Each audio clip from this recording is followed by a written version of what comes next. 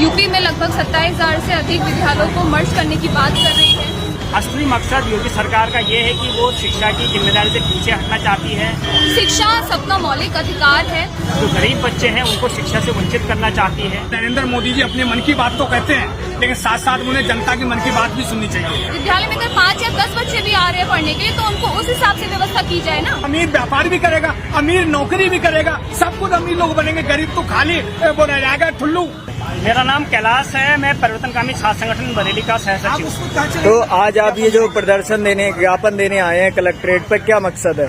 ये मकसद ये है कि जो यूपी के अंदर योगी सरकार 27,000 प्राथमिक और उच्च प्राथमिक विद्यालयों को बंद करने जा रही है मर्जर के नाम पे, उसके विरोध में हम यहाँ पे ज्ञापन देने आए हैं। सरकार कह रही है कि जिन स्कूलों में 50 से कम बच्चे पढ़ते हैं उनको हम पास के दूसरे स्कूलों में मर्ज करेंगे। अभी 50 की छात्र संख्या बताई जा रही है, लेकिन ये संख्या आगे जाके और ज़्यादा बढ़ रही है। असली मकसद योगी सरकार का ये है कि वो शिक्षा की जिम्मेदारी से पीछे हटना चाहती है। जो गरीब बच्चे हैं उनको शिक्षा से वंचित करना चाहती है और इसका विरोध करने के लिए हम लोग यहाँ पे इकट्ठा हुए हैं। हमारी मांग है कि मर्जर के नाम पर जो स्कूलों को बंद करने की नीति है इसको वापस लिया जाना चाहिए, इस पर रोक लगाई जानी चाहिए। जो मर्जर किया जा रहा है, जो राष्ट्रीय शिक्षा नीति कोरोना काल में जब मोदी ने आपदा में अवसर का नारा देते हुए लागू की थी, तो उसको भी वापस लिया जाना चाहिए। छात्र विरोधी नीति है जिसके तहत ये सारी कार्रवाई हो रही है और इस देश के हर नागरिक को निःशुल्क वैज्ञानिक एक समान शिक्षा उपलब्ध कराई जानी चाहिए। इसकी मांग को लेकर हम लोग यहाँ पर आए हैं। सर देखिए, जब हम बजट जारी करते हैं सरकार का, तब हम देखते तो सरकार बड़े बड़े दावे करती है कि हमारा बजट इस बार पिछली बार से और ज़्यादा बड़ा हो गया है। बजट में जो कटौती हो रही है वो शिक्षा, स्वास्थ्य, रोजगार यानी जो भी सोशल वेलफेयर की मदद उनमें हो रही है। लेकिन वही सरकार जो है बड़े बड़े उद्योगपतियों को, जिनके पास पहले से अरबों खरबों की संपत्ति है, उनको टैक्सों में छूट दे रही है, उनको करों में छूट दे रही है उद्योग और इसके नाम पे।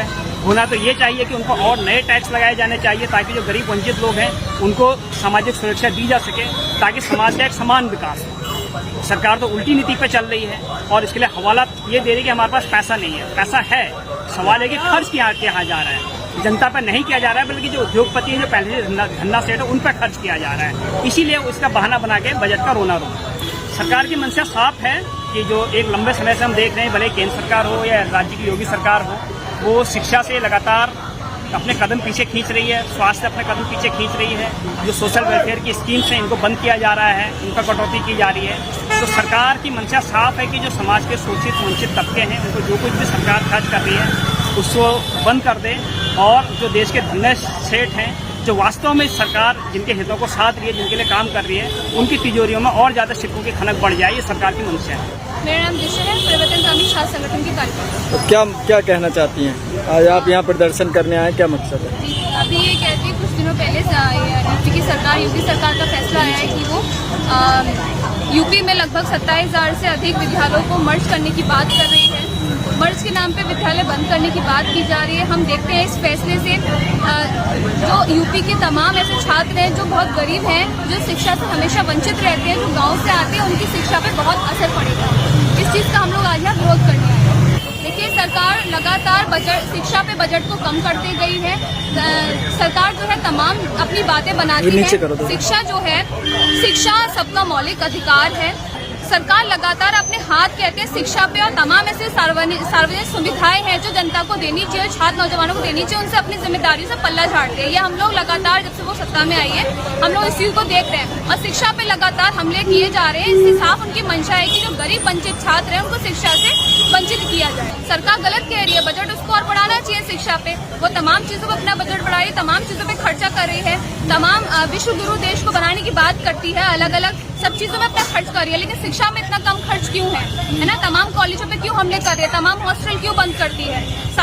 जो छात्र हैं अगर रोजगार के लिए मांग करते तो क्यों उन पे लाठीचार्ज करती है? ये हमारे सामने एक सवाल है। उनका कहना है बच्चे स्कूल आ ही नहीं रहे हैं, तो स्कूल चलाने का क्या मतलब है? जी, ये तो बहुत गलत तर्क है ना। अगर किसी विद्यालय में अगर गरीब वंचित छात्र हैं, हम जो देखें जो विद्यालय बंद हो रहे हैं विद्यालय कौन से? वो विद्यालय है जहाँ प्राथमिक विद्यालय जो गरीब कहते, किसी कस्बे से किसी गाँव से बच्चे आते थे पढ़ने के लिए। अगर उस विद्यालय में अगर 5 या 10 बच्चे भी आ रहे हैं पढ़ने के लिए तो उनको उस हिसाब से व्यवस्था की जाए ना कि उनको शिक्षा से वंचित किया जाए, ना कि कहते कॉलेज को बंद करने की मांग की। तो आप लोग क्या चाहते हैं? हम यही चाहते हैं कि सभी समाज में सभी नागरिकों को, सभी छात्र नौजवानों को एक समान निःशुल्क शिक्षा प्रदान की जाए, उसकी व्यवस्था की जाए।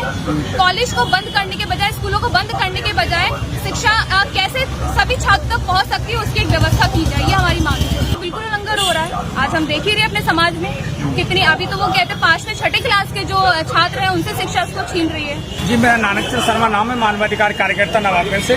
यहाँ बेटी दीक्षा की इस संघर्ष को देखते हुए हम अपने आप शामिल हो गए। मैं आग्रह करना चाहूँगा इस मतलब आपके चैनल के माध्यम से, आदरणीय नरेंद्र मोदी जी अपनी मन की बात तो कहते हैं, लेकिन साथ साथ उन्हें जनता की मन की बात भी सुननी चाहिए। जनता की मन की क्या बात है, केवल अपनी बात तो वो कहते हैं कि जनता की मन की बात पर इग्नोर करते रहते हैं। वास्तव में जो बच्चों को 14 साल तक शिक्षा का मामला आ रहा है, इसमें गरीब व्यक्ति आज भी नन्हे मुन्ने बच्चे मजदूरी कर रहे हैं, शिक्षा के लिए उनके पास पैसा नहीं है, मजदूरी कर रहे हैं, तो आगे के लिए क्या कर पाएंगे।